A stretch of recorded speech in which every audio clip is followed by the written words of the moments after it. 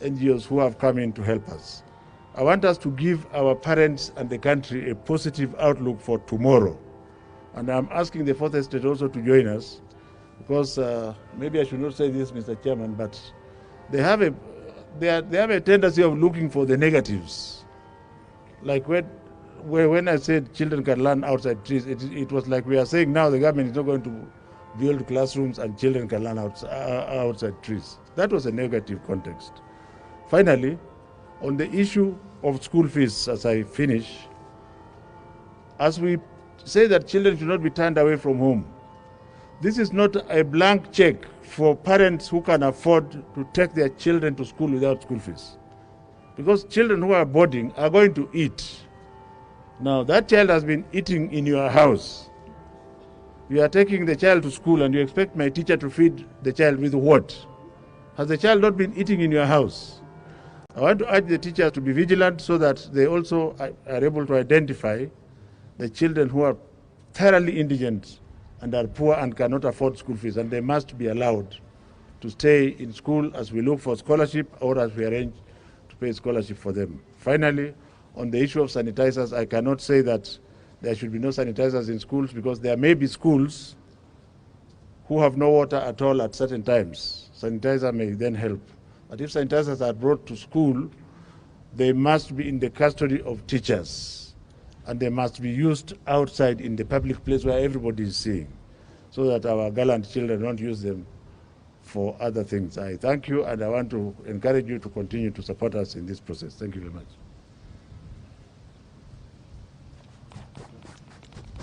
Thanks. I think what my brother is saying is that this is that one moment when we all come together for the good of our children. God has been kind and gracious to us, blessed us with a lot of children, wonderful kids we have.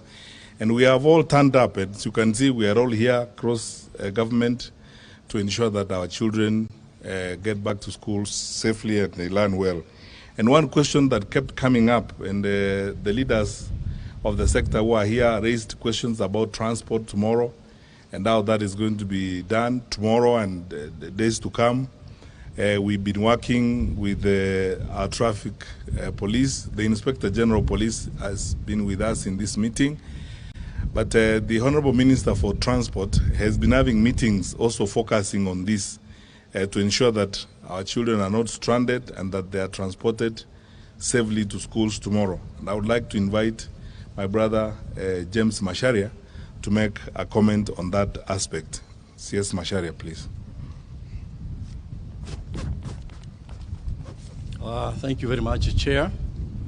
Like you've heard, the transport sector is usually one of the key areas in terms of not just transmission of the virus, but also in terms of mitigation measures.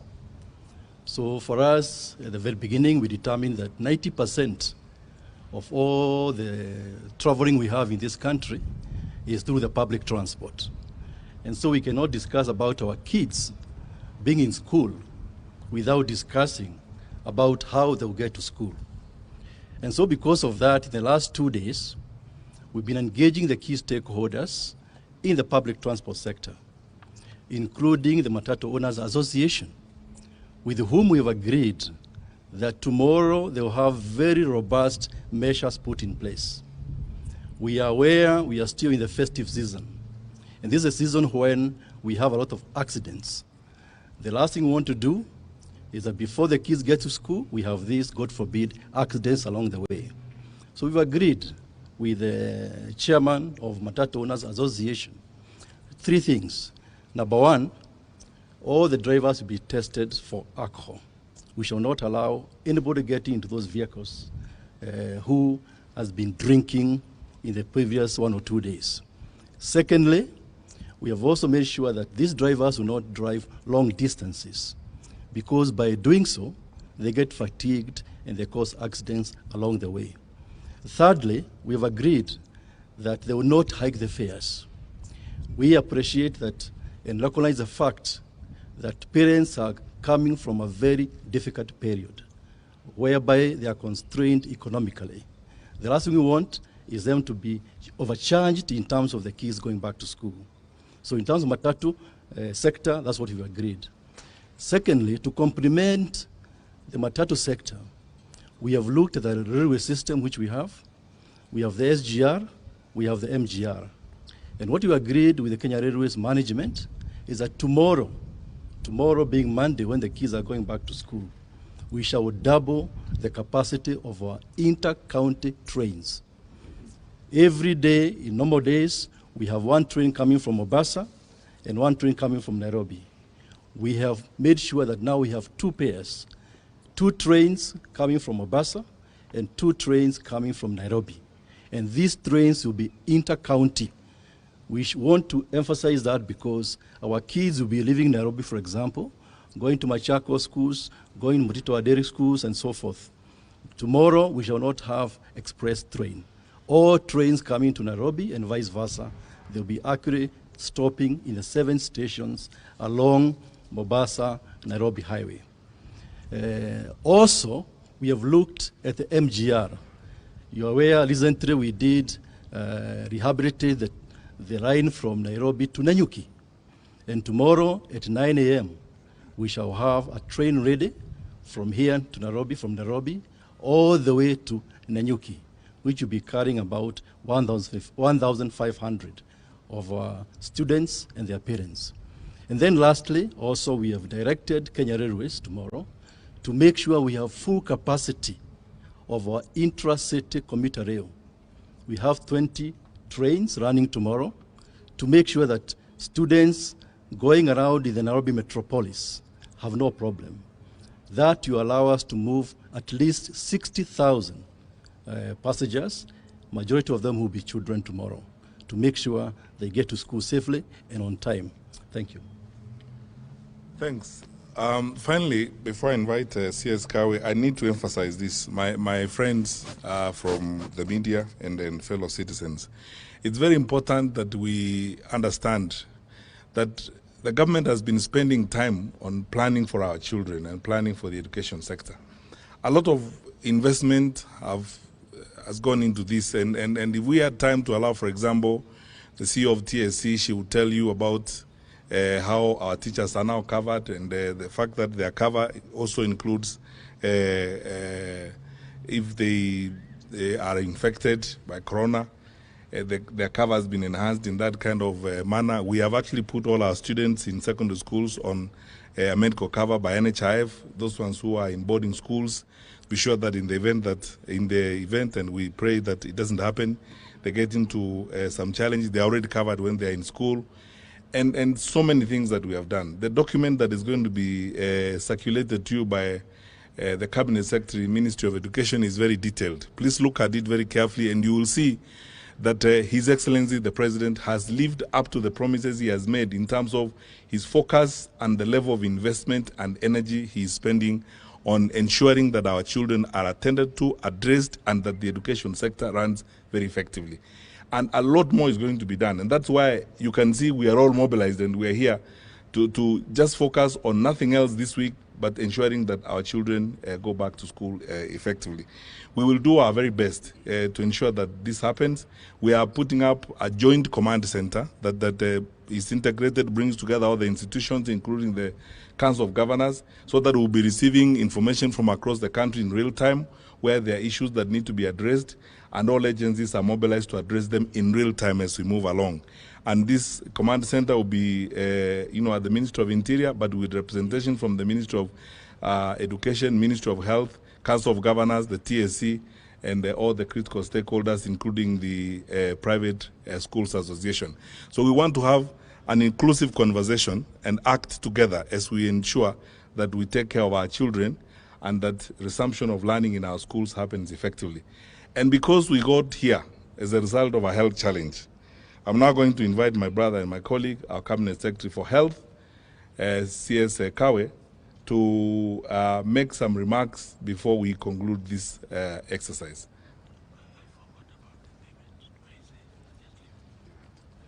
All right, fair enough. CS Kawe, please.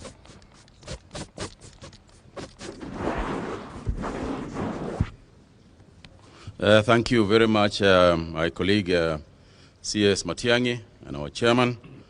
First and foremost, I want to confirm that the Ministry of Health has issued protocols on each of the issues that we are speaking to today, specifically addressing the safety of the children. And it's not just the safety of the children, it's the safety of the teachers as well. As you are aware, persons who are, the older you are, the more vulnerable you are to the virus. And therefore, the protocols that have been issued include the fact that it is not just the children who are supposed to be masked, but also the teachers, specifically the teachers, are supposed to be masked as well. So there is a raft of measures all the way from transport to the classroom, to working outside the classroom, to the behavior of the children even as they are being transported.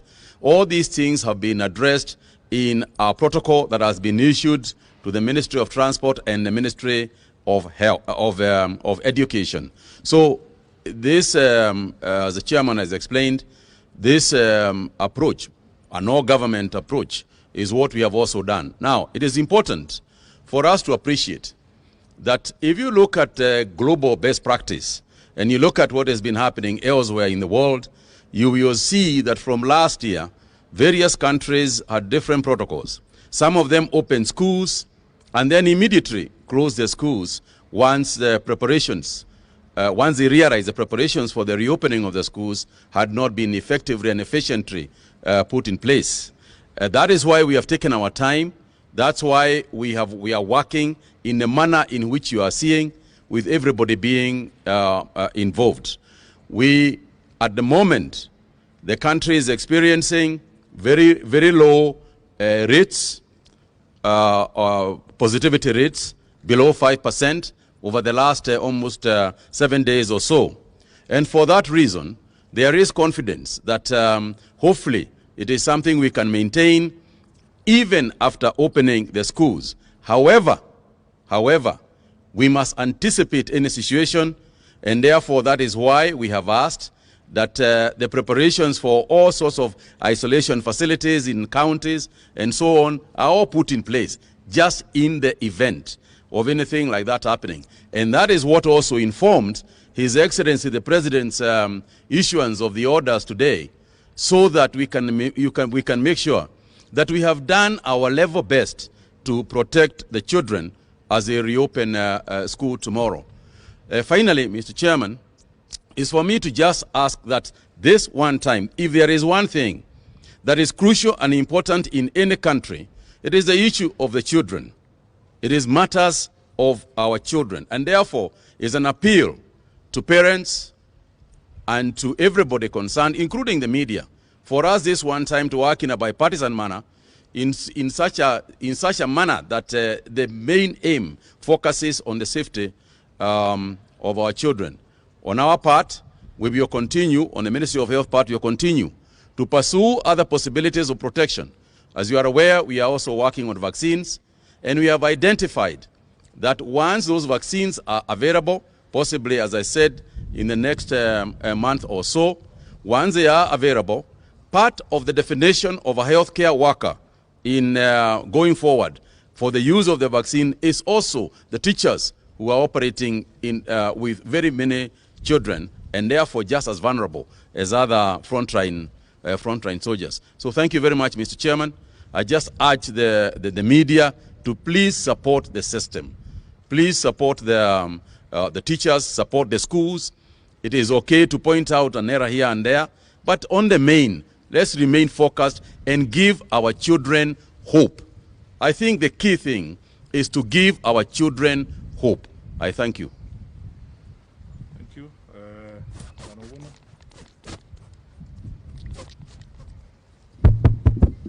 Thank you very much, Waziri.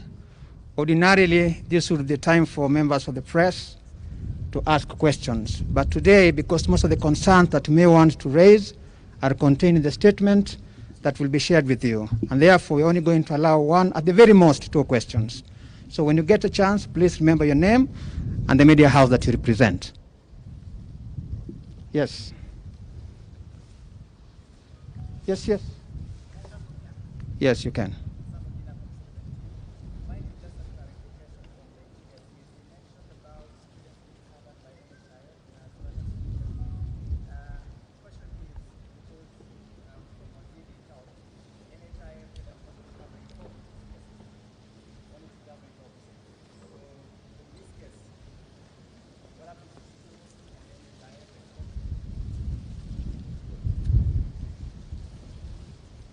Let me just clarify, and I think that it was explained very well to us actually during the plenary that we had there by the chair, by Nancy Macharia, who is here with us, that those covers include COVID cases. And I would like to confirm that even the ones with the NHIF, the ones related to children, also cover COVID cases. Thank you. The last one? Yes, Haimba. Your name, please, and the media house you represent.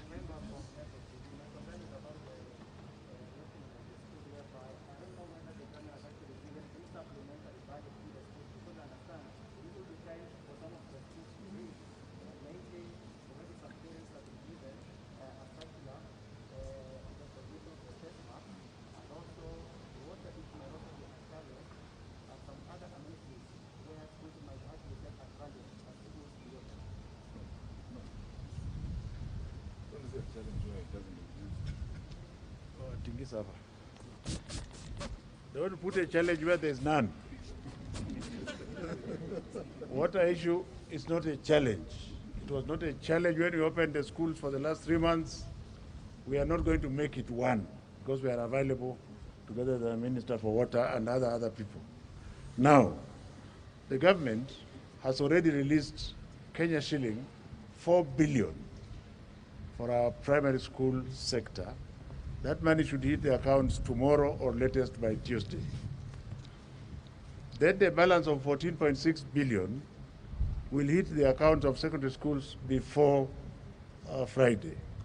Number two, the infrastructure fund, even though it shrunk, and you understand why it shrunk, I don't need to tell you. The one that is available is going to be released by the Exchequer anytime now. And if you want to have comfort, there are, for example, some schools that were wiped away or that are flooded permanently, where we have temporarily placed the children to go to the nearby schools. Adequate funds have been allocated for rebuilding those schools. So don't create a challenge where it does not exist. Let the challenge come first. Thank you very much, ladies and gentlemen. Thanks. And I think with that, just to emphasize that we are ready. I mean, we have spent time. Our colleague C.S. Yatan is here, the Minister for Finance.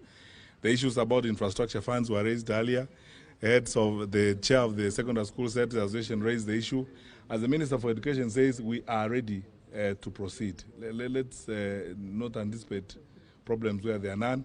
Let us pray that the Lord takes care of our children and our parents, that the Lord guides our kids this year and strengthens our hand as a government for the good work ahead, and that we're able to give our children what the Lord enables us to give them, so that we can raise them up in the manner in which the Creator who gave them to us wants us to raise them up.